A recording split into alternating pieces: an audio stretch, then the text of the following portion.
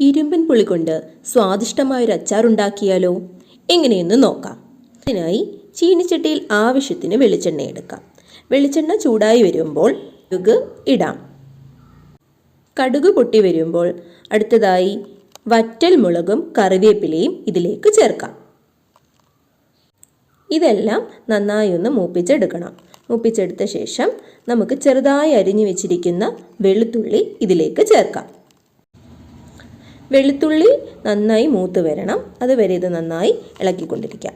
വെളുത്തുള്ളി ഒരു golden colour വരെ ആകത്തക്ക രീതിയിൽ നമുക്കൊന്ന് മൂപ്പിച്ചെടുക്കാം.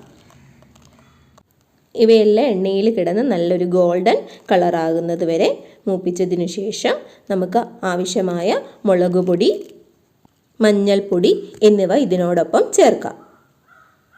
ആവശ്യത്തിന് മുളക് പൊടിയും മഞ്ഞൾപ്പൊടിയും ഉപ്പും ചേർത്ത് ഇളക്കാം.